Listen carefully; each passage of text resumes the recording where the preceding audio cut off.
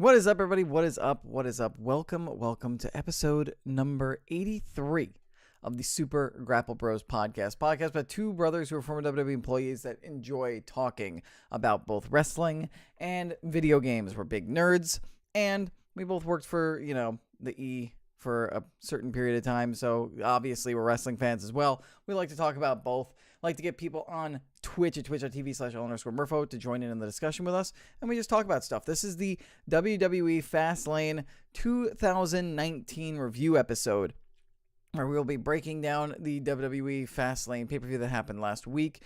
We'll also be doing a lot of stuff happened in the WWE TV as we go through our weekly recap later on the show. That's where most of our information on wrestling is going to come from. Not a lot of wrestling news aside from NXT TV taping spoilers. I will give a spoiler warning during the show to let you guys know when it starts and when you can skip ahead in order to miss it in case you guys don't want to get NXT spoiled.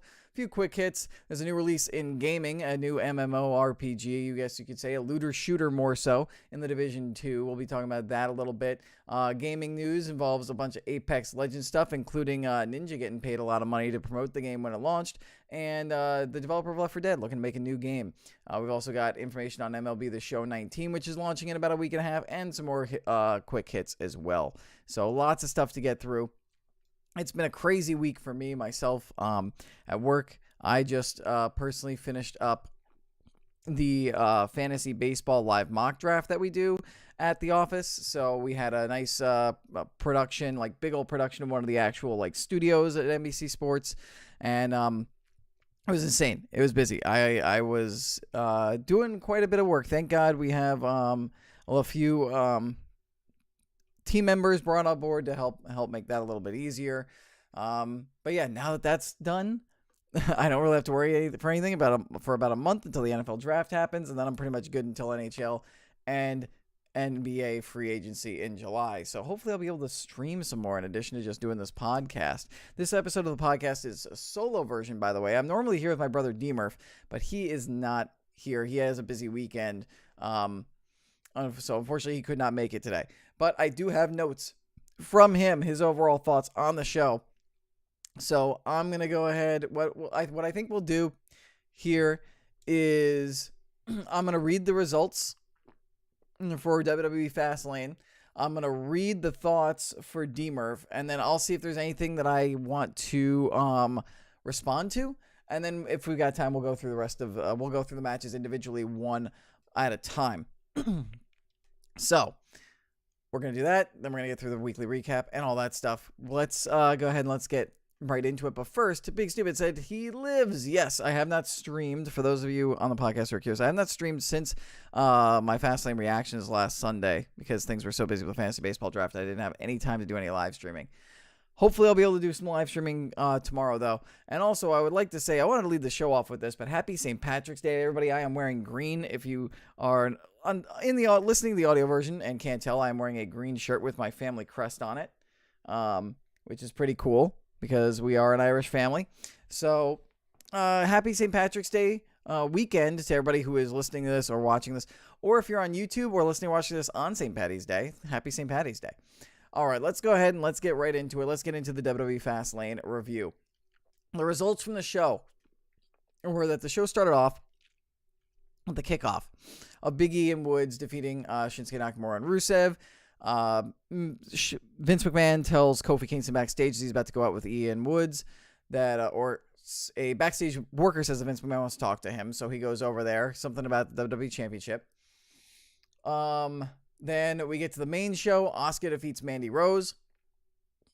Well, actually, no, it's the Usos defeated Miz and Shane to retain the titles, and Shane McMahon, after the loss, turned on Miz, beat him up in front of Miz's dad in his hometown in Cleveland, turned heel. Then we had Asuka defeating Mandy Rose in the SmackDown Women's title match. Then we cut back to backstage. Kofi's still waiting outside for Vince to let him in to talk to him. Ian Woods are like, yo, Kofi, why haven't you talked to him yet? Just go in there. They barge in. They talk to him. They want to know what he wanted him for. They plead their case. They say that Kofi deserves a shot at the WWE Championship. He's like, you know what? I am going to give the people what they want. I'm going to give them a triple threat match for the WWE Championship. And Kofi, your match is up next. But he didn't say exactly what his match was, and it ended up being a Tornado Tag Rules handicap match between the Bar and Kofi Kingston with Woods and E barred from ringside. As expected, Kingston gets the crap kicked out of him and unfortunately loses the match. Then we move on to this Raw SmackDown Tag Title match. The Revival was able to defeat Aleister Black and Ricochet and Chad Gable and Bobby Roode, with the Revival hitting the Shatter Machine on Chad Gable. Then we had a Fatal 4-Way for the United States Championship match that was actually determined on the kickoff show. It was originally supposed to be Rey versus Andrade, non-title, because neither one of them has a U.S. title, on the kickoff show. But Samoa Joe ran into Lana and Zelina Vega talking crap to one another, I believe it was. Or no, it was Zelina Vega and Carmella who were talking crap to one another. And Samoa Joe was like, you know what? I don't care. I'll defend against everybody. So they made a Fatal 4-Way match involving R-Truth, Rey Mysterio, and Andrade. Joe defeated all of them. I believe it was, I can't remember if it was Rey. Yeah, it was Rey. It was Rey. He ended up getting the pin on. Looked like Rey might actually get the win, but then Joe caught him in the Coquina Clutch and made him pass out. Then we had the women's tag team title match, and Sasha Banks and Bayley ended up defeating Nia Jax and Tamina. However, it was a really quick win, which means that Nia and Tamina weren't actually down, so they had enough energy and they were alert and aware enough to just immediately start beating down on Sasha Banks and Bayley. Beth Phoenix, who was ringside being a guest commentator for the show, took exception to that, tried to get into a fight with Nia Jax and Tamina. Nia Jax and Tamina beat the hell out of her. Natty came out to try and make the save, since Natty and Beth Phoenix have a history together. Looks like they're going to be in a tag team, potentially challenging for the titles going into WrestleMania now. And they got beat down as well. Then we had the Shield versus... Actually, no, that's not what we had. Things got changed around here. I don't know why. Then we had...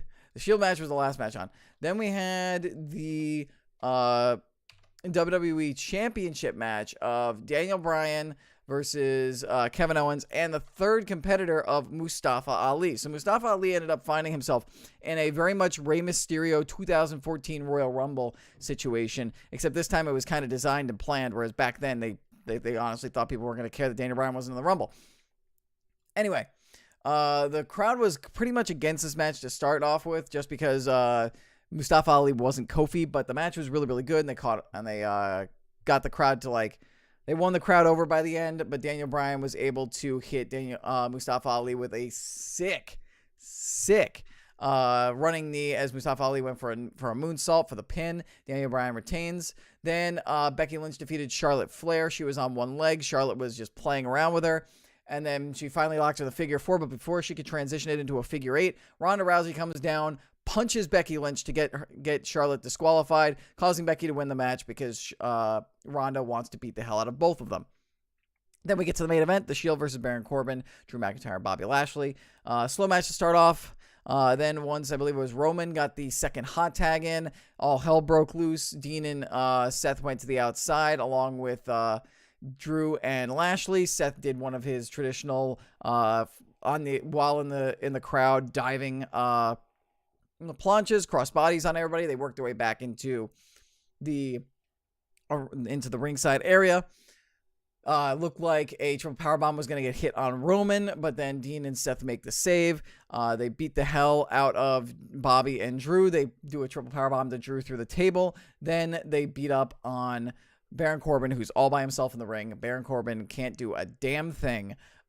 Eats a super kick into a Superman punch into a Dirty Deeds, then gets triple powerbombed. 1, 2, 3. The Shield win in their return match, which was a really cool and awesome moment.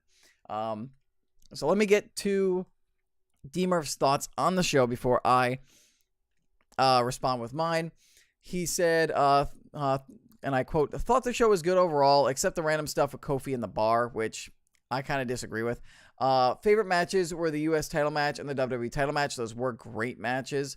I think the Shield match was good too, which is actually what he says. Thought the Shield match was good, and hopefully this changes Dean's mind, which that's referring to the fact that Dean's supposed to be leaving after WrestleMania. I don't know if he means that in a kayfabe way or in a shoot way.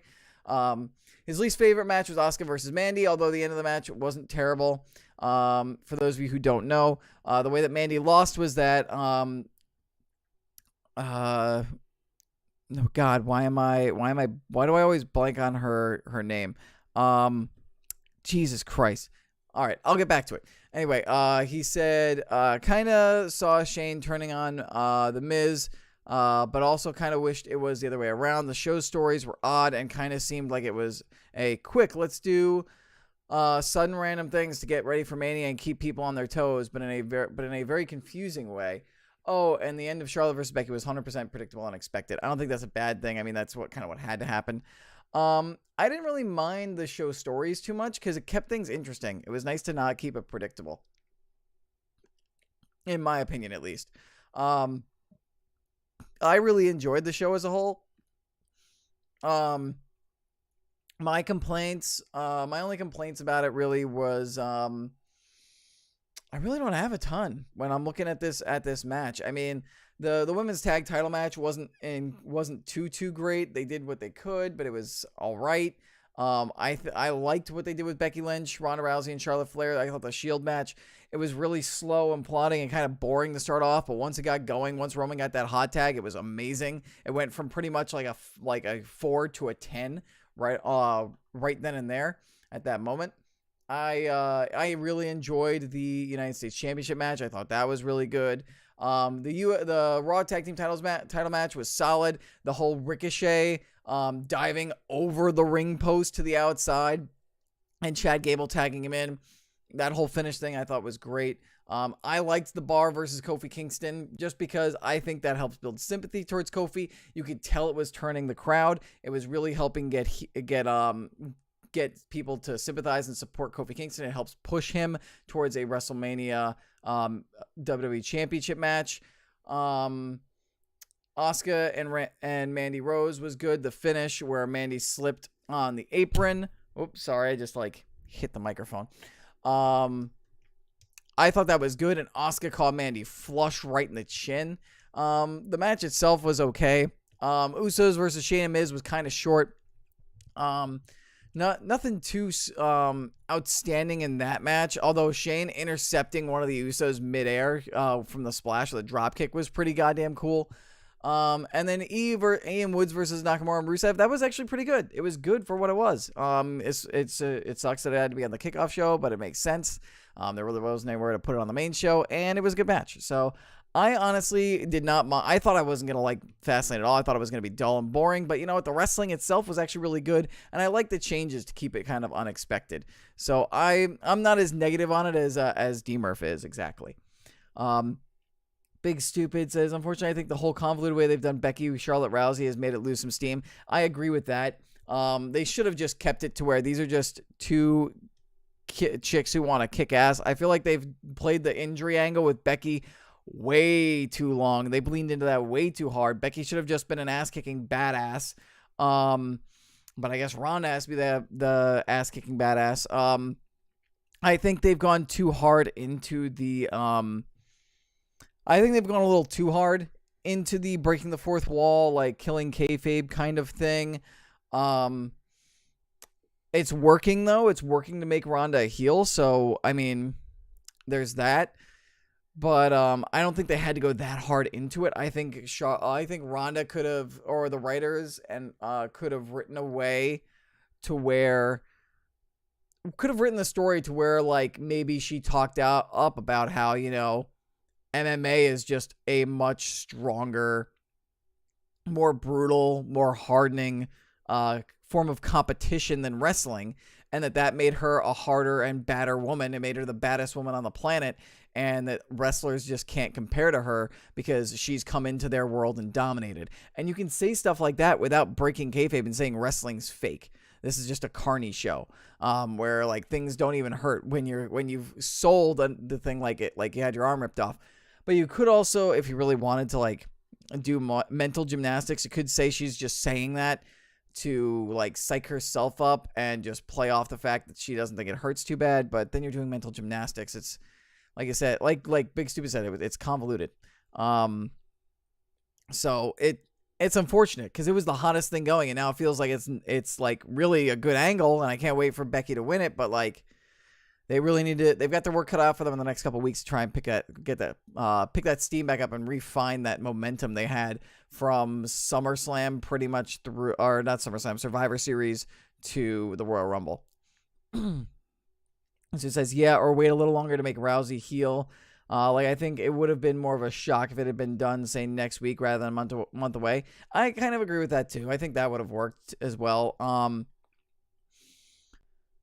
Yeah, or just even have a thing where it's just like Ronda and Becky are basically just having a pissing contest with one another, where maybe they're just beating the hell out of each other both times and like back and forth, and you have Charlotte play off that, like, not that she's so much an entitled heel, but maybe that she's kind of like a puppet master where she's kind of playing both of them against one another, and then like in the final WrestleMania or the final Raw leading into WrestleMania, she gets her comeuppance and backfires on her, so that way you don't know who's going to win. I think that would have been a good way to play Charlotte's role too. But, hindsight's 2020, and we've still got 3 more weeks to see how the rest of the show, how the rest of the storyline pans out. Big Stupid also says, I'll give Brian Ollie Owens credit for getting the crowd back after them chanting Kofi. Yeah, man, that one, I think the WWE Championship match was the match of the night by far. Those 3 guys absolutely killed it, and they took a highly hostile crowd wanting to do nothing but cheer Kofi. And just and turn them around, had a match so good that the crowd could not ignore it. Had to recognize it. But yeah, WWE Championship match and U.S. title match, I agree with DMurph are probably the best matches. Though the Shield, the last probably 10 minutes of the Shield match and just the moment afterwards was also probably one of the highlights of the show. So yeah, I was content with Fastlane 2019. Can't wait for WrestleMania. Stupid again on the Ron Angle says, right, the night after the Rumble was so hot. Now it's more like meh. Exactly. Yeah, I kind of feel that way too. All right, guys, with the Fastlane review now over with, let's go ahead and let's get into the weekly WWE TV recap. This is where we take all the big highlights from what happened during the shows in WWE. I don't have anything from NXT UK. I need to start implementing more NXT UK stuff, but this includes stuff from Raw, SmackDown, NXT, and 205 Live. And we're going to start off with the big thing that ended the night. Big thing that ended the night on Raw was, it looks like we may not be getting Dean Ambrose versus Roman Reigns. It looks like we might be getting some form of Drew versus Roman, and then who knows the hell Dean's doing? Or maybe it's Dean and Roman versus Drew or something like that. It's going to be very interesting, because Drew McIntyre destroyed both Roman and Dean on Raw on Monday night, which is, honestly, I kind of like this twist and this turn, because I was starting to wonder, with all these things going on, with Drew stuck in this mid card of evil or mid card of doom or whatever you want to call it, stable with Bobby Lashley and Baron Corbin, what is he going to do for WrestleMania? And it looks like we've got our answer. And Drew versus Roman will be an amazing match, I think. I think Roman versus Drew will be great, or Drew versus Dean. So anyway, Drew attacked Roman after the match, beat the hell out of him, claymored him into a ring post, then left. Seth and Dean came, were like, you got to get checked out.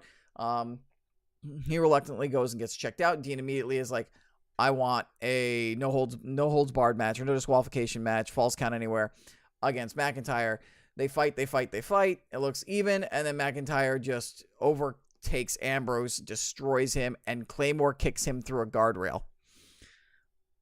Which, more like railing, but still, yeah. It was awesome. I thought it was awesome, and it gave Drew so much heat that suddenly it's like, I am fully invested in what's going on with Roman Reigns, Drew McIntyre, and I'm fully invested with what's going on with Drew McIntyre going into WrestleMania. I can't wait to see what happens next. From a high on Raw to a low on Raw, Bobby Lashley won the Intercontinental Championship back from Finn Balor, because Finn Balor cannot hold a singles championship on the main roster for more than a few days or weeks. They had a Intercontinental title rematch. Leo Rush came out in a hoodie, distracted Finn, because, Finn doesn't have the wherewithal to realize that this is a purposeful distraction. Gets taken out by Bobby. Bobby gets the 1, 2, 3. They re-embrace. Leo basically makes up for screwing up and costing Bobby the Intercontinental Championship before. And just, why? Did you really need Finn to be chasing the championship going into WrestleMania? Did Lashley really need this win? There are other ways to write Leo back into the storyline to align with Lashley. It doesn't involve him helping Lashley win the Intercontinental Championship back. And, if you wanted Leo back and you wanted Leo in the corner of Bobby Lashley in WrestleMania, maybe you shouldn't have booked yourself into a corner like this then. I don't know. I think this was like one of the... part of me wants to be like, well, let's see if he wins it back at WrestleMania. But then you've got the Intercontinental Championship changing hands 3 times in about a month and a half to 2 months. It's just, I don't like it. I don't like it at all. Not one bit. And it just, all the momentum I felt Finn Balor was gaining since the Royal Rumble, I feel like it just went away in like a puff of smoke that night. But we'll see what happens when we go into WrestleMania. Other things that happened on Raw was Ronda Rousey cut a scathing promo on the WWE Universe, again, calling it carny crap and all this stuff, breaking the fourth wall. Dana Brooke came out to try and defend the women's locker room, which kudos to trying to get Dana Brooke some more screen time. But then she just got obliterated by Ronda. And that's pretty much all I can say about that. Alexa Bliss revealed on a Moment of Bliss that she's going to host WrestleMania 35, which is pretty cool. If you can't if they're still watching her and trying to make sure that everything's okay with her concussion issues, putting her in as a host is good. She's got charisma. She'll be entertaining. And yeah, nothing really bad to say about that. Then we got another wonderful Batista Triple H promo, and I'm glad with the match announcement. They're going to be facing off in a no holds barred match at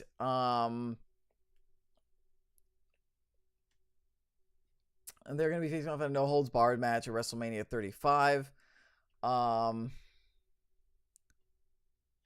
Which is cool, but the promo itself was going well until it made no sense to me. It made no sense to me because the whole gist of the promo, let me give you guys the whole gist of the promo if you haven't watched it. It was Triple H. I want to kick the crap out of you, but I'm not going to give you what you want. Batista, give me what I want. Triple H, I'm not going to give you what you want. Give me what I want. I'm not going to give you what you want. Give me what I want. I'm going to kick your ass. Well, let's do it at WrestleMania. Okay, cool. You gave me what I wanted.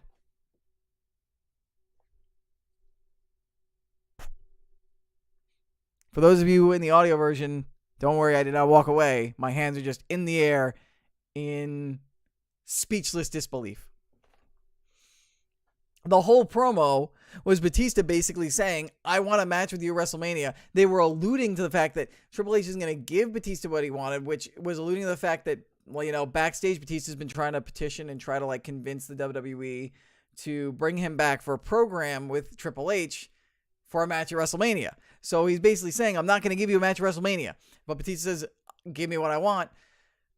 And Triple H just keeps saying, I'm not going to give it to you. And then he just says, I want to kick your ass. So you know what? We're going to do it. He completely contradicts what he's been saying the whole time. And it's just them back and forth and just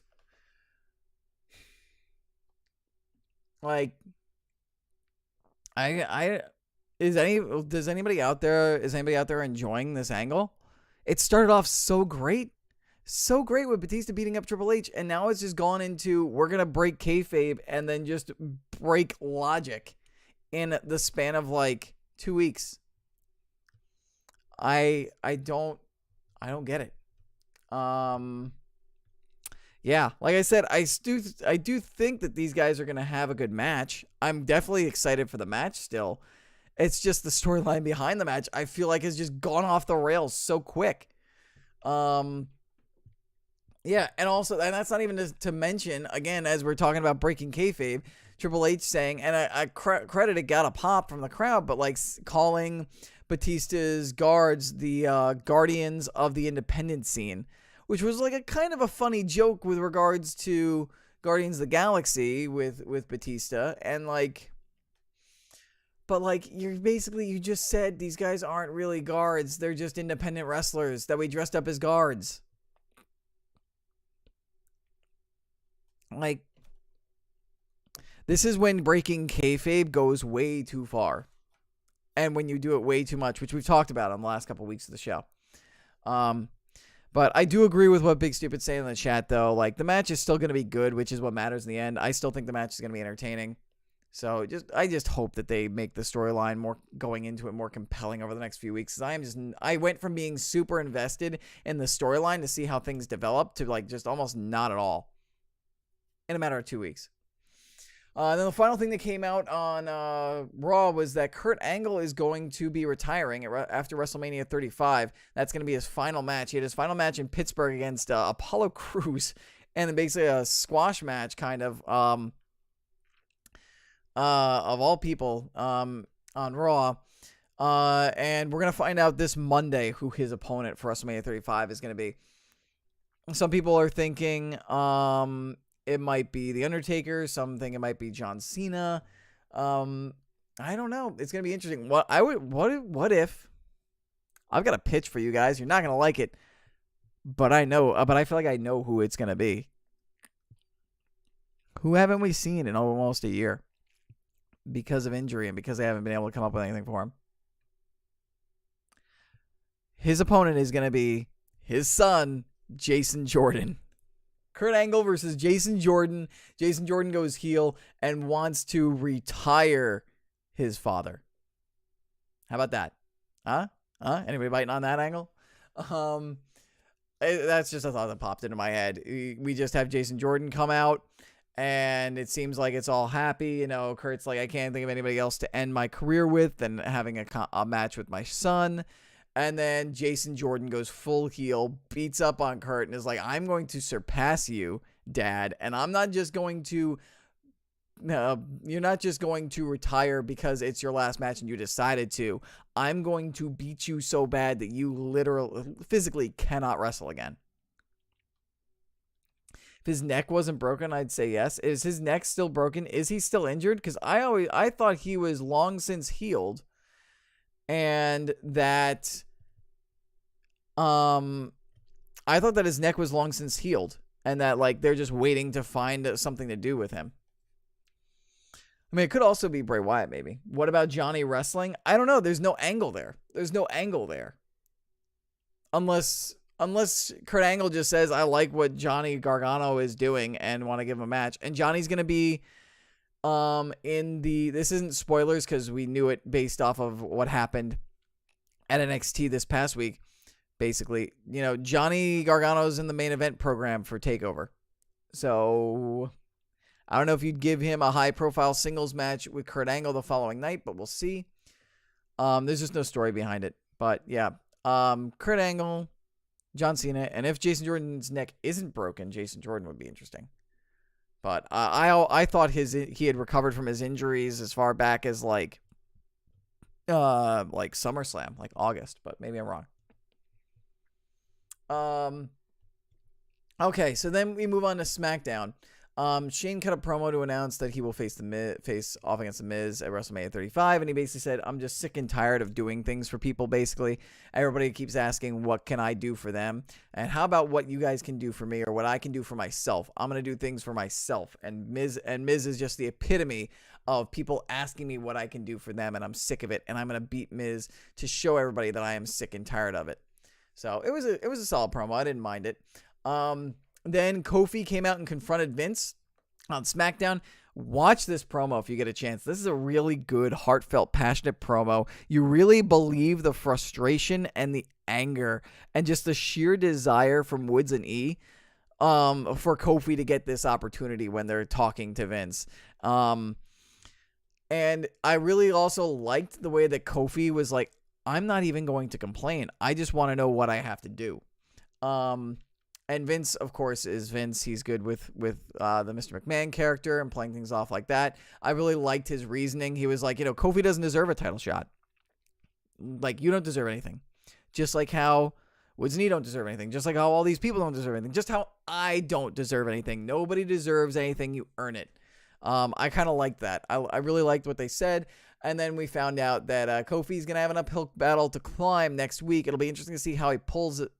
Out a win. He's going to have to beat Randy Orton, Samoa Joe, The Bar, and Rowan in a gauntlet match this week in order to earn himself a opportunity at the WWE Championship at WrestleMania 35. And then back to Jason Jordan. Big Steve said the last thing he heard about Jason Jordan was that it was a career-ending injury, but hopefully that's wrong. Okay, I hadn't learned anything about that. I hadn't seen any updates. But I'll definitely keep my eye out or do my research and find out, do some digging, see what the latest news is on him. And that was pretty much the big stuff on SmackDown. Becky cut a pretty decent promo against Ronda and Charlotte, which was solid. You can give that a look as well. The Usos cut a good backstage promo, too, about how they're ready to defend the titles going into WrestleMania 35. And that's pretty much it. The New Day came out and broke up, this tag team kind of thing. And yeah, there really wasn't much else as far as huge development moving forward on SmackDown for WrestleMania.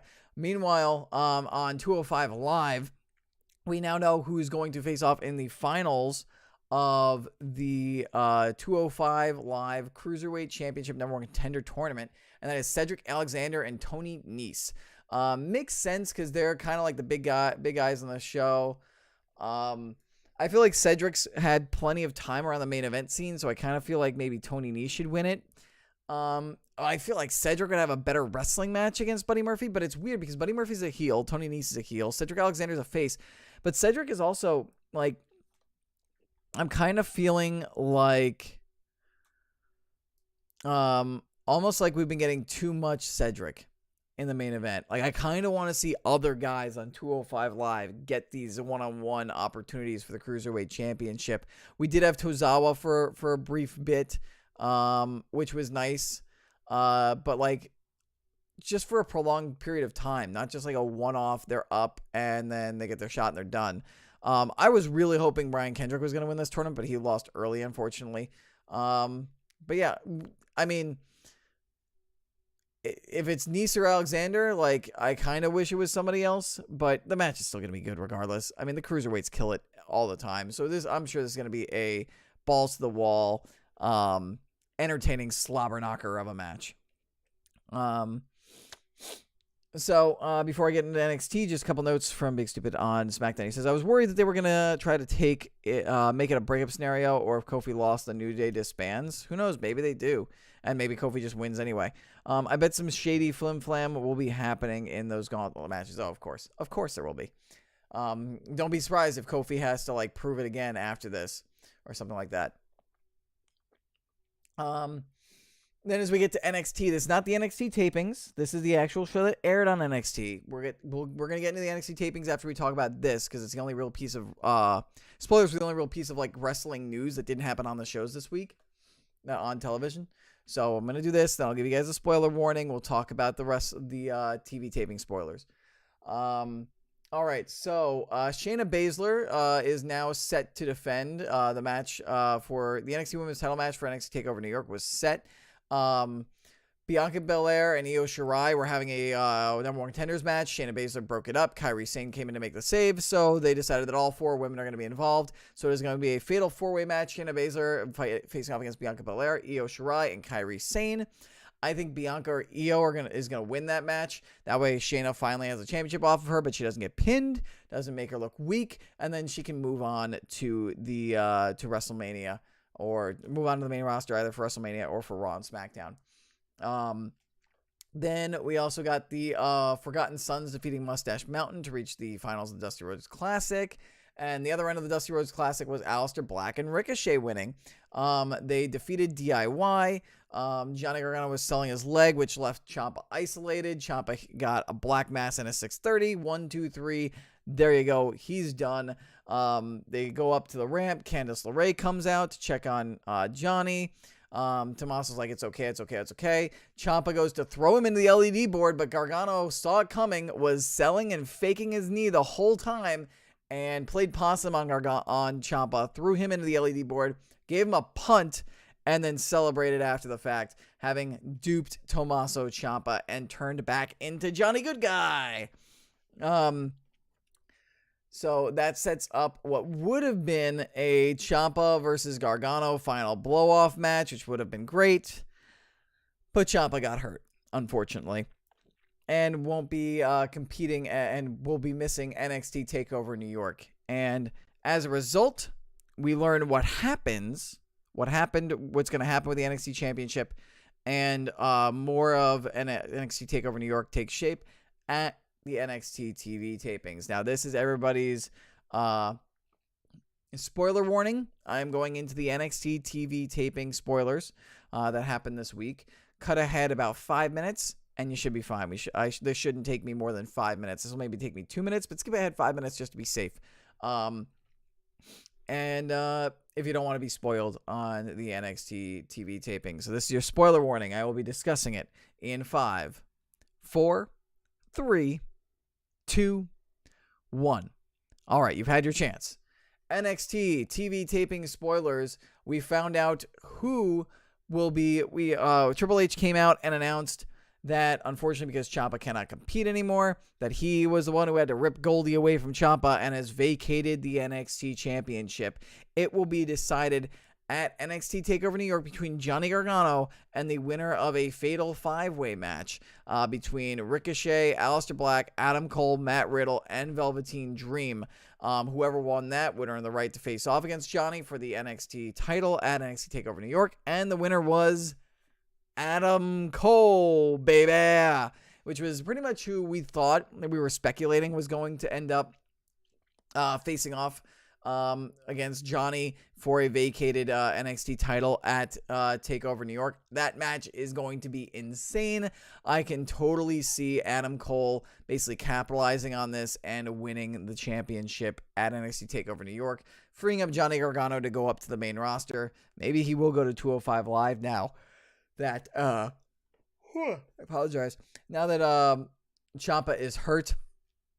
And, unless they want him to win and then have a program with Adam Cole for a while before moving up. But I feel like Adam Cole is going to end up winning as a result. Then we finally got Matt Riddle officially challenging Velveteen Dream to the NXT North American Championship or to a match for the NXT North American title at NXT TakeOver New York. So we've got that match set up. And then we need our last title match. We got it decided. The finals of the Dusty Road Classic took place, and shockingly, I did not see this coming. Ricochet and Aleister Black defeated the Forgotten Sons and will be facing off against the War Raiders. I mean, I thought you're maybe going to have them implode and face off against each other in a singles match since they're faces and the War Raiders are faces, but I guess we're just going to get an old-fashioned, just ridiculous spot fest of a face versus face match for the tag team titles.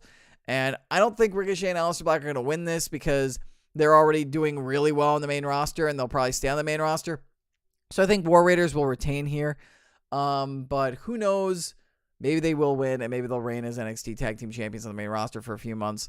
But my prediction for that is the War Raiders. So now your current NXT TakeOver New York card is Shayna Baszler versus Bianca Belair versus Io Shirai versus Kairi Sane for the NXT Women's Championship. Ricochet and Aleister Black versus the War Raiders for the NXT Tag Team Championships. Matt Riddle versus Velveteen Dream for the NXT North American Championship. And Adam Cole, baby, versus Johnny freaking Wrestling Johnny Gargano for the vacant NXT title. So that's a pretty damn stacked card. It's a pretty damn awesome show. I mean, takeovers are always good, but this one's going to be super good. And, okay, so with that, spoilers are over. If you skipped ahead, you're safe now. Spoilers are over for the show. You guys have the all clear. Let's get into some wrestling quick hits. Just 3 quick stories that happened this week. As we knew, they were setting up AJ Styles and Randy Orton in a program for WrestleMania 35. That was made official this week via Michael Burdick at WWE.com, former coworker of mine. He used to work with him.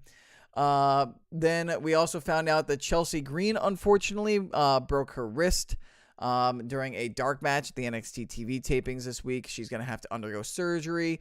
And that was via her Instagram. One of her latest Instagram posts said T-minus 6 weeks in one of her latest posts. So it seems like it's not going to keep her out for too long. She'll be back by May, which is good. And then we got an update on the G1 Supercard being done by ROH and New Japan at Madison Square Garden. We know who is going to be challenging for the ROH Championship, and that is going to be the lone member of the Elite who is not in All Elite Wrestling yet because of contract reasons, Marty Scurll. Marty Scurll is using his ROH title opportunity that he earned by winning. I think it was one of the tournaments in ROH. I should have written it down here. But he had an ROH title opportunity basically in his pocket, and he decided that he is going to use the challenge for the championship at G1 Supercard. This was revealed via the ROH 17th anniversary press conference and contract signing on the ROH's YouTube. So, Big Stupid says, geez, man, the women in NXT can't stay healthy. Yeah, right? You've got, what was it? I can't remember. Was Toni Storm hurt? But you've got, no, it wasn't Toni Storm. You got Dakota Kai, Tegan Knox, and now Chelsea Green are all hurt. But luckily for Chelsea Green, it's only going to be 6 weeks. It's not like Dakota Kai and Tegan Knox where they're like serious ACL injuries. I think it was for both of them, and that's like almost like a year's recovery. All right. And with that, everybody, that is going to do it for the wrestling portion of the show. We are going to switch and transition over to video games and in gaming. The top story is that the Division 2 has released. Now, I don't know much about the Division 2. I just wanted to let everybody know it's out there. You can play it. I've got some clanmates who are playing it. I know that there are quite a few streamers, people in the game industry who are playing it. But because it literally just dropped this weekend, there are no reviews out just yet. There's no impressions. All I know is that from the impressions from the betas was that, like it seems like it is very much like Division 1, a little bit of improvements, but I've heard that there are some issues with it, which is why I've taken kind of a wait-and-see approach with it, like I have with Fallout 76 and with Anthem, which both turned out to be good decisions. So we will see how people feel about Division 2, see how the reviews are. I'm sure we'll have a review roundup via VG247 next week in next week's episode of the podcast. And if it's good, I might pick it up and play it and maybe stream it because I did enjoy the first Division. Big Stupid's asked me if I will be talking about the Avengers trailer and James Gunn. I will not. If you want me to say something really quick about it, it's just the Avengers trailer was awesome, and hooray, James Gunn back for Guardians of the Galaxy 3. That makes me a happy panda. Then, as we switch into gaming news, the top story I had was an Apex Legends story, but I want to talk about this other story really quick before I get into that, because I've got a huge Apex Legends news rundown that we're going to get through, which is making me really want to play Apex Legends. But the non-Apex Legends story that I have right now, to lead off, it has to do with the developers of Left 4 Dead. If you guys remember Left 4 Dead and Left 4 Dead 2, awesome co-op zombie FPS games. You can play PvE or PvP. And when you played PvE were these missions that you would play through, try to face off against hordes of zombies and survive and make it to the end of the level to progress the story. PvP, you would replay those same missions, but the other team were the zombies. Turtle Rock Studios, which is the team that developed those games for Valve, revealed that they are working on a new co-op zombie FPS game being titled Back 4 Blood. And this is a quote, an article excerpt from VG247, Stephanie Nunnally, the author on the reveal.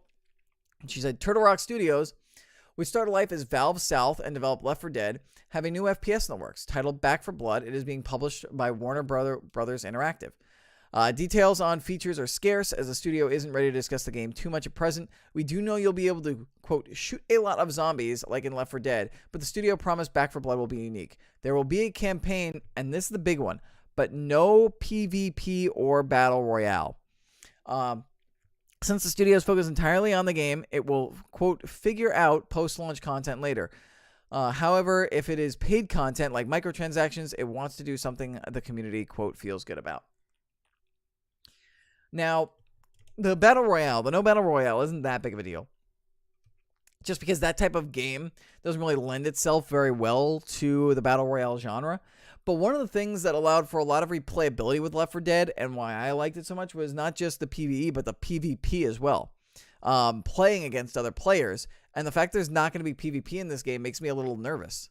Makes me wonder, is this game going to be limited? What's the replayability of this going to be without any kind of traditional PvP like the original Left 4 Dead and Left 4 Dead 2? But regardless, I loved Left 4 Dead and Left 4 Dead 2. They were some of my favorite games back in the Xbox 360 PS3 genre when I had like a ton of free time to play because I was in college and whatnot. So it'll be interesting I'm very interested in seeing how this game comes about, how it develops, and to see if it hits the mark. Or we'll find out maybe the game industry has just moved on and evolved so much that these types of games just don't appeal to people anymore. Especially without PvP. But we'll see. I just figured it's a great series of games from a great developer, and this is the spiritual successor. Figured it was good to get top spot. Before we go into the Apex Legends news rundown, which is now headlined by the Ninja controversy. Ooh. Which is that Ninja was allegedly paid $1 million in order to promote Apex Legends at its launch. I got this information originally from the Philip DeFranco show on YouTube. He got this he was reporting on it from a Reuters article and from other sources. Reuters reported that Respawn Entertainment had paid Ninja about $1 million as a marketing thing to play their game on the stream. It doesn't seem like there was anything that said he had to talk positively about the game, just that he had to play it and then he had to stream it. However, Dr. Lupo, and this was covered on Philip DeFranco, came out and said, people shouldn't be freaking out about this because game developers do this all the time. And that Ninja was far from the only person who was paid by Respawn Entertainment to promote Apex Legends. Lots of other guys were paid, including Shroud, who is becoming even more popular than he normally is with the rise of Apex Legends. So I just wanted to bring this up and talk about it because people seem to have been making a big deal about it this week, and I personally don't see it as a big deal. It's something that happens all the time. It's a great form of marketing for games and gamers. Not for gamers, but for game companies.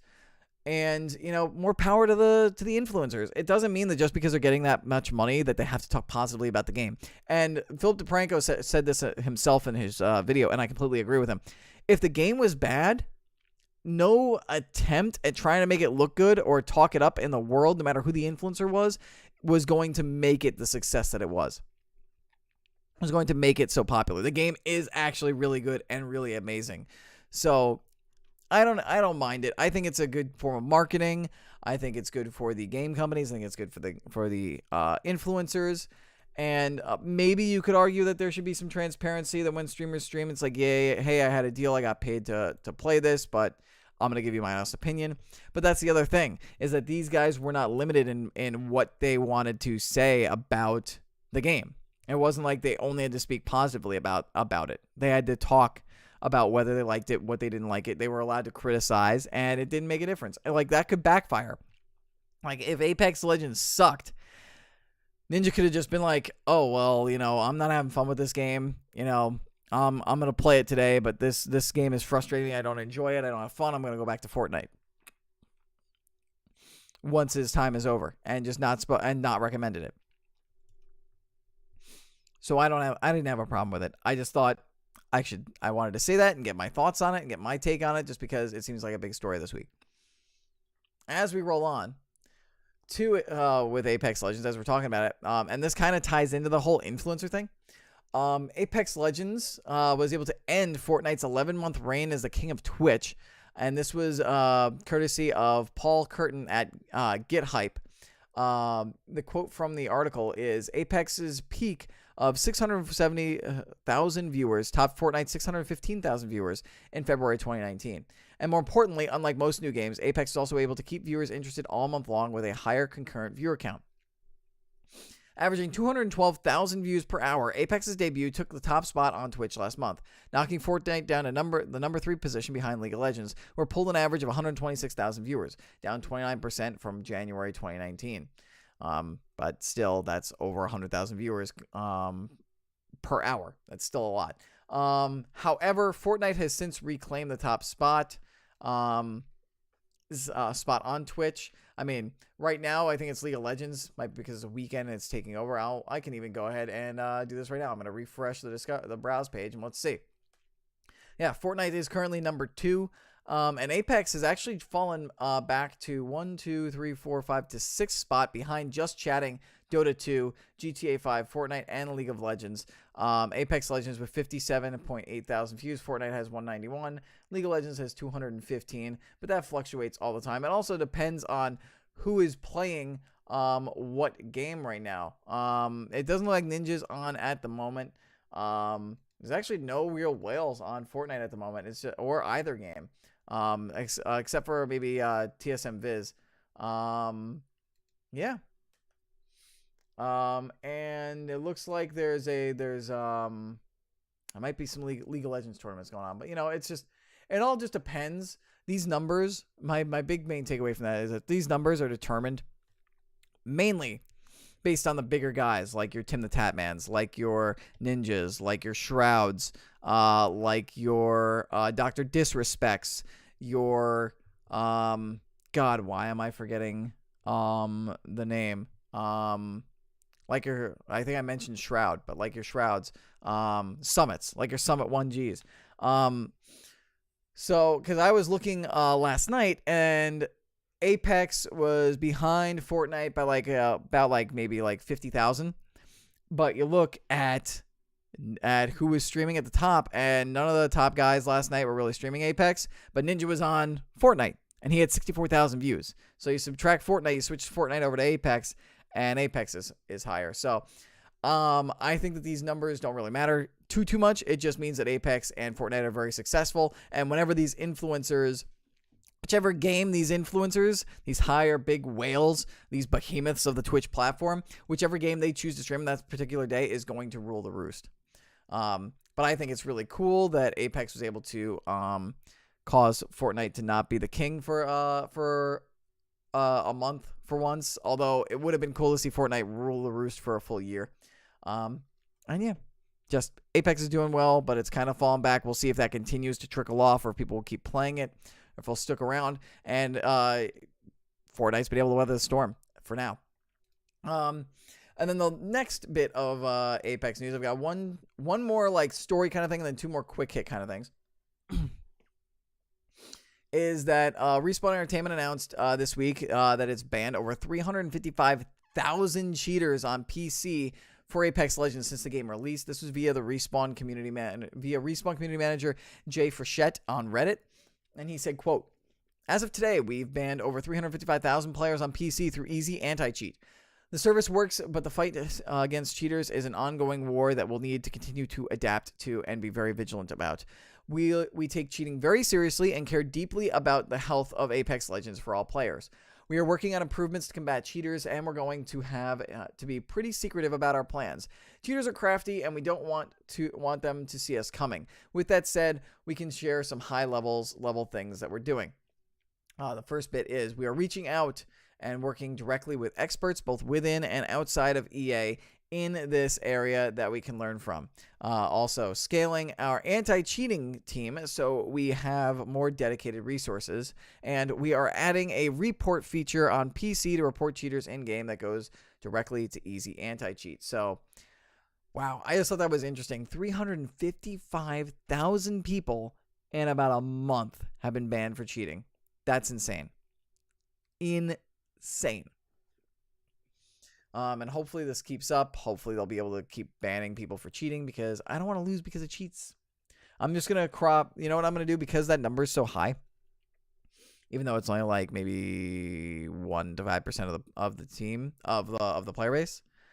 I'm going to say cheaters was the reason why I lost all my games. So there we go. We know why I haven't won every single game that I've played in Apex Legends, and I only have 6 wins because of cheaters.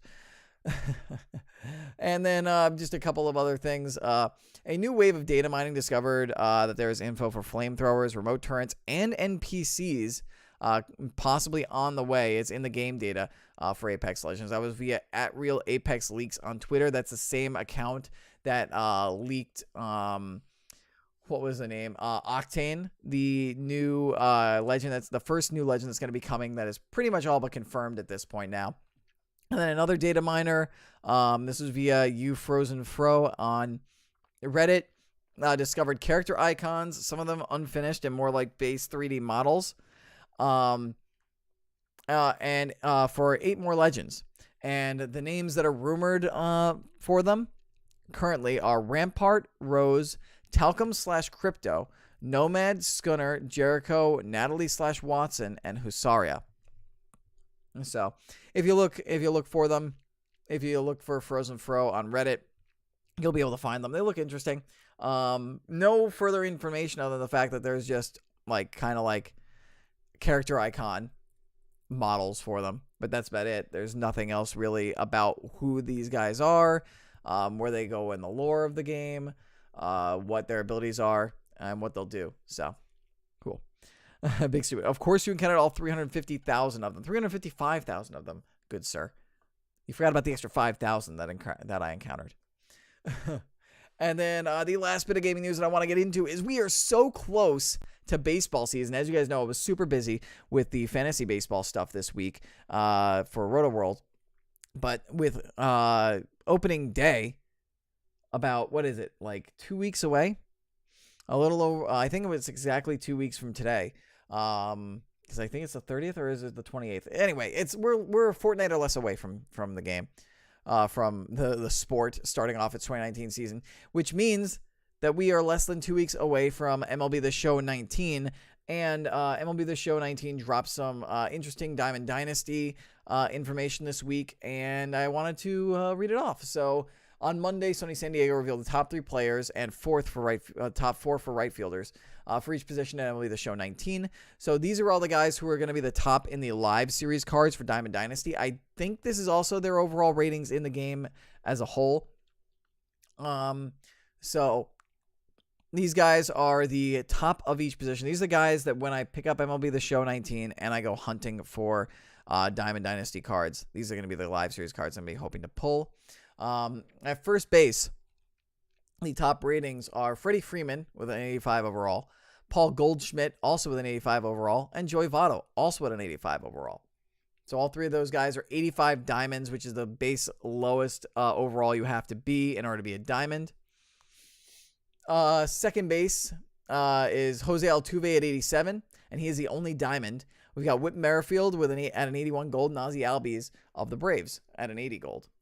Third base, we've got Nolan Arenado, 90 diamond, Jose Ramirez at 88, a diamond, and Manny Machado at 87, a diamond, because he's apparently going to be playing, he's going to be playing third base for the Padres, not going to be playing short. Shortstop, we've got Francisco Lindor at 87 overall, diamond. We've got Javier Baez as an 85 overall diamond, and Andrelton Simmons as an 85 overall diamond. Then a catcher, we've got, and I was a little salty about this. There are no diamonds at catcher this year. That's how rough the position is. We've got JT Realmuto at an 83 overall gold. Buster Posey as an 82 overall gold. And Wilson Ramos as an 81 overall gold. I'm a little upset that Gary Sanchez isn't in here, but it makes sense because at the end of MLB The Show 18 live series, he bumped down all the way to an 80 overall gold. So he's probably just under Wilson Ramos. In left field, we have 2 diamonds. We've got Giancarlo Stanton of the Yankees, 85 diamond. JD Martinez of the Red Sox at an 85 diamond. And Ronald Acuna Jr. is actually a gold at 83 of the Braves. At center field, of course, Mike Trout is the best player. 94 overall diamond. He's the highest rated player in the game out of the people who are currently playing, not counting like legends and stuff. Starling Marte, an 83 overall gold, and Lorenzo Cain, an 83 overall gold. So Trout's the only center fielder diamond. Big stupid. Plus his defense sucks and he's always hurt regarding Gary Sanchez. That is true, at least for last season. I'm praying he's better this season. Right field, we've got 4 of them. I think it's because of a certain somebody who's a cover athlete who is on this list. So for right field, we've got Mookie Betts at a 92 overall diamond. He's the second highest overall player out of the live series guys in the game. Aaron Judge of the Yankees is an 86 overall diamond. Bryce Harper, now of the Phillies, is an 86 diamond as well. And then Christian Yelich is an 86 overall diamond. Both your NL and AL MVPs are diamonds. Makes sense. Then it's starting pitcher. We've got the third and fourth best players, overall rated players in the game. We've got Max Scherzer at a 91 diamond, Chris Sale at a 90 diamond, and Jacob deGrom, which I think makes him the fifth. Yeah, I think he's a fifth. Yeah, that makes him the fifth best player in the game. Jacob deGrom is an 89 overall diamond. For relief pitchers, we've got 2 diamonds, which is Andrew Miller at 87. I believe Andrew Miller is still with the Indians. Josh Hader of the Milwaukee Brewers is an 85 diamond, and then Chad Green of the Yankees is an 83 gold. Then at closer, you've got Kenley Jansen, I believe, of the Dodgers with an 87 overall gold. Edwin Diaz, number 2, now of the Mets, formerly of the Mariners, an 86 overall diamond. And Aroldis Chapman rounding out the top 3 at an 85 overall diamond. And he just got hurt yesterday. Who? Gary Sanchez? God damn it. Gary Sanchez. They also revealed during the stream, in addition to the top overall players, they revealed how the new experience system is going to work. They've done away with the ticket counter from the last few years. And the way the ticket counter was like once you hit certain level milestones, you would have the ability to use tickets that you would earn in the game to purchase certain players. But you all will... Harper did. Harper got injured. Okay. That's funny. What was the injury? But like by the time you got the tickets, like the players that were being offered were never really the best, which is why I never used up my tickets from MLB The Show 18. So they changed up the system. Now you earn XP for every mode you play. You earn XP towards these rewards, and you get a card pack at like every single level, or you get a card at every level, but it's not gonna be like the greatest. Every 5 levels, you're going to get a pack. It can be either like a player, or I think it could be potentially like an equipment or something of that along those lines. And I think there'll be silver or gold rarity every 5 levels. At every and then eventually you can get to like gold, like player packs where at certain levels it'll be gold player packs where you can choose. Like you have an option of different live series of different players you can pick. As gold players, when you hit every 50 levels, so not at 50 and 100, but like when you're at bronze 50, silver 50, gold 50, and diamond 50, you will be able to get a diamond player to pick for every 50 levels. So that's a diamond player from the live series, I believe. And then when you hit 100, so when you get to bronze 100, silver 100, gold 100, and then diamond 100, you will get to select one of 599 overall rated legends from the game. And as you realize, if you do simple math, bronze, silver, gold, diamond, that's only 4. When you hit diamond overall level 1 or level 100, you will get to select the final 2. You will get the final 2 of these players. So basically, if you fully level yourself up in MLB The Show 19, you'll get all 5 of these 99 overall players. And they are Frank Thomas, Tony Gwynn, Brooks Robinson, Joe Morgan, and Duke Snyder. So Frank Thomas's stats, if you go and look around, you can find the stats for those cards. Frank Thomas's power numbers are ridiculous. Duke Snyder and Frank Thomas are definitely the best hitters. Tony Gwynn is a good player to have, especially if they decide to, more so if they say that they've fixed contact hitting in this game. Last year, it was pretty much contact didn't matter. It was all about players who could hit for power. But they say they've balanced it out, so hopefully that's true, because then Tony Gwynn will be usable. Otherwise, he's just going to be worthless, unfortunately. But Frank Thomas and Duke Snyder are the guys who jump out based on what I looked at on the stats to me as the guys you want to grab first when you're leveling yourself up. And before I get to the game and quick hits, one last thing on MLB The Show. So last night, I wanted to do a gameplay stream, but it was too late in the night for me to start a stream. I would have been too loud, unfortunately. So I decided to play some MLB The Show 18, and congratulations, guys. I've done it. I have platinumed MLB The Show 18. It is, I think, the first sports game I have ever platinumed. I got all the Road to the Show stuff last night. It was a little bit frustrating because I did not know that apparently in MLB The Show 18, if you play with a player who you imported from MLB The Show 17 or any previous games, those trophies will actually glitch and you won't get them. So I tried like 5 or 6 times to try and get some of the trophies with my first baseman who was imported from MLB The Show 17, only to discover that it was a glitch. So basically I ended up using my pitcher. Luckily I had a pitcher and a right fielder that I'd already started, and I just ran with them and eventually got the last trophies. Big Super, you're asking, do they still do attributes over 99 like 125 power? Oh yeah, they do. Oh yeah, they definitely do. Because that's what allows them to balance out where some stats will be so high it'll be over 99 and justifies having other stats below 99. Like I believe Frank Thomas and Duke Snyder's power numbers I believe are both over 100. I think Frank Thomas's number is like up to like 125. For one of them. So, that's it for MLB The Show. That's it for gaming news. We're going to move over to gaming quick hits. Overwatch story.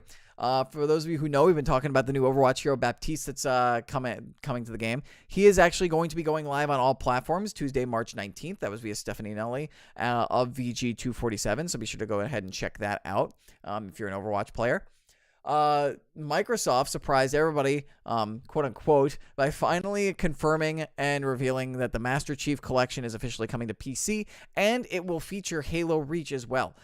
It will be available on Steam and the Microsoft Store. That was revealed via Microsoft's Inside Xbox series. And then the final one is a bit of a rumor that I thought was kind of interesting because she's really, pop culture blending in with gaming. A French gaming site, actugaming.net, and this is reported by a writer who only went by Julian on the byline. This French site is reporting that Lady Gaga was spotted going into or at CD Projekt Red, the makers of the Witcher series, who are currently making Cyberpunk 2077, and it is believed that she actually went in there for a motion capture session for the game. So now rumors are abound that Lady Gaga may actually have a part role, a cameo, or a minor role in Cyberpunk 2077. So that's kind of interesting. I thought that was an interesting thing to put in there. All right, and with that, everybody, that is going to do it for episode 83 of the Super Grapple Bros podcast. Thank you all so much for watching or listening. Do not forget that you can watch this podcast live or in VOD form at Twitch on twitch.tv/L_Murpho. Be sure to give a follow, watch, enjoy. And also, if you come over to Twitch when we're live, you can join in on the conversation, the live chat like Big Stupid did today. You can also watch the VOD on YouTube at youtube.com/LMurphoReal. Be sure to like, subscribe, comment, share, all of that. You can get involved in the conversation by commenting on the videos on YouTube. We will try to respond there as well. You can listen to the audio version by searching Super Grapple Bros. You can find it pretty much anywhere where podcasts can be found, any kind of podcast service. We are already on Apple Podcasts, SoundCloud, Google Play, Stitcher, Spotify, and more. Do not forget, you can also sign up to our Discord server. I have an Murpho Discord server, which you can access in the show notes, in the audio version on the channel page on Twitch, and in the video description on YouTube. If you join the Discord server, you will get updates on when I go live on Twitch, because it varies from time to time on Saturdays. Sometimes we end up having to do the show on Sundays or on Fridays. So you get updates on that, and also on my regular gameplay streams for when those are going on. Plus, you get access to Super Grapple Bros exclusive channels, which is the feedback, questions, concerns, comments, and trivia channel, as well as the viewer predictions channel. Which reminds me, I did not give the viewer prediction update for the review of Fastlane. DMurph and I both tied, which means DMurph will be the champion going into Wrestlemania 35. And though nobody beat myself and DMurph because we were both pretty much perfect, I will give a shout out to DMurph, to Big Stupid and to Mets Fan. They tied, therefore they were tied for the top position of viewers in predictions. So when you join the Discord server and you get involved in the viewer predictions part of the show, or put in your predictions for WWE pay-per-views and events or other wrestling events, put in your picks. If you have the most picks among viewers, you get a shout out on the review episode of the podcast, like what just happened. Or if you beat myself or DMurph, you also will get a shout out. So lots of good benefits to the Discord server there. You can also leave feedback if Discord isn't your thing and you have any questions, comments, concerns, trivia, feedback, any kind of stuff like that. You can leave us feedback via email at supergrappbros@gmail.com. You can also follow myself and DMurph42 on Twitter. I am at L_Murpho. He is at DMurph_42. In addition to posting whenever stuff goes live, we also will put like random thoughts, reactions, and just happenings in our lives, and hot takes on Twitter. Various random levels of entertainment for you guys there. All that stuff. Big Stupid asks, with TakeOver being on Friday, when will you do predictions for that? Will you stream your reactions? We'll probably do our predictions because everything will be set in stone before that Raw and SmackDown. We will probably, the weekend before, do our predictions the weekend before WrestleMania. And then I don't know if we're going to have a show that weekend. I'm not going to be able to stream TakeOver because I thought it was happening Saturday night, and that I was already planning on being on this in the city for a meet and greet with Kind of Funny with that they're doing in the city, and I wanted to go say hi because I haven't seen those guys in years. So I thought, TakeOver's happening Saturday, so I'm not going to catch it. So I made plans with my girlfriend to go see a magician, a really good magician, on a double date on the Friday night, thinking, I'm just missing the Hall of Fame. And, now I already agreed. So I'm not going to be able to watch TakeOver live. I'm going to have to watch it back. So I don't think there's going to be time for us to do a show that weekend. However, I will talk to DMurph about WrestleMania Sunday, doing a large, doing some sort of viewing party, be it at his house or my house. So we will do something WrestleMania weekend, possibly a watch party for WrestleMania. Maybe we'll do like an all-day stream, or maybe I'll wake up and I'll stream like Sunday up until it's time for me to go to DMurph's, and then we'll do a reaction thing. We'll figure something out for that Sunday. But that Friday and Saturday, there probably won't be a show, an episode of the podcast, and we'll probably do our WrestleMania and TakeOver New York predictions the weekend prior. So that would be in 2 weeks from now? Next week, maybe? 2 weeks from now. So in 2 weeks from now, we'll do our predictions for WrestleMania and NXT TakeOver New York. And then the week after, probably won't be a regular show. Would just be live reaction shenanigans, WrestleMania party on that Sunday.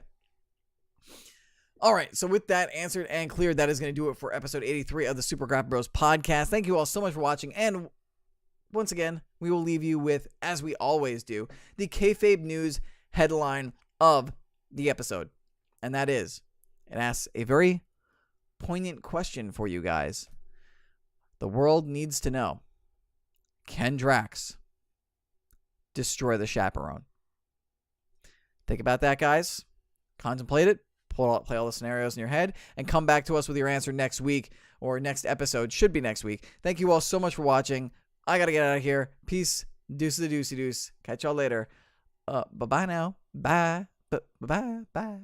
Bye. Shut up and sit down.